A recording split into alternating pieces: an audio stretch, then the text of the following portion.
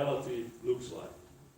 And the chair did not mention that, but I typically call the godfather of process mining, right? I'm not sure that yeah. It sounds a bit strange, but somehow people have been calling me like that for the last, I don't know, 20 years. And the main reason is that let's say I started working in this area in the late 90s. My original background is very much formal methods, petri nets, and these types of things. But I got bored with that. And then I thought, okay, let's look at what really happens, let's look at the data. And I completely changed my research field. And for the first 10 years, I was basically alone. And me and my PhDs in Eindhoven, we were the only people in the world doing this type of research. Because traditional researchers were always, they were just working on data, or they were working on processes. Very rarely this connection is there. And I think still, if you look at the field of machine learning, you can still see that there are very few people in machine learning that are interested in process. This is describing the history. It is now a very big area, right? So there is, for example, the International Conference on Process Mining, but also if you go to business process management conferences, the main one, but also the smaller ones, what you see is that more than half of the papers in business process management are about process mining. And that's completely logical, because the data is there, and it would be stupid to just talk about models and not actually use the data.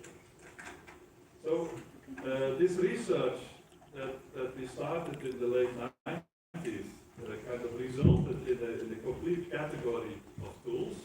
Several of my students started companies. A company that has been most successful is Celonis, where I'm the chief scientist. And Celonis was in Germany the first decacorn. Yeah, so decacorn is 10 unicorns put together.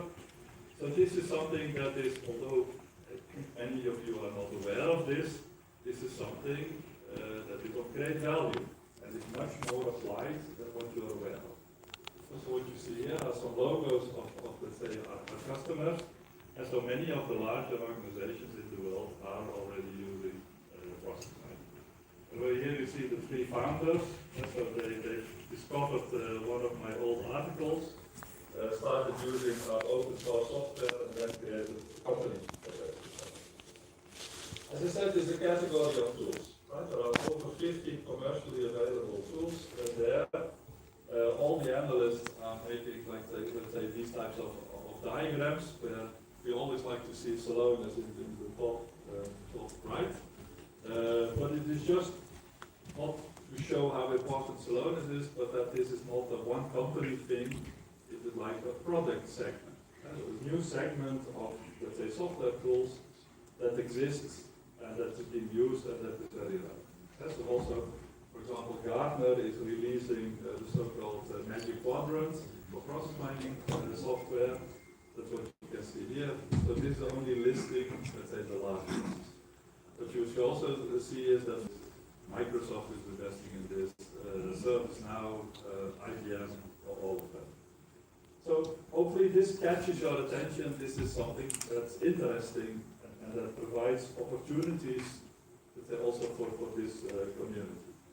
If you look at the latest Gartner Magic Quadrant, you can see that there are two trends. One is very obvious, the importance of AI and Gen AI. The other one is less obvious, and it's something that I've been driving in the last couple of years, is the transition of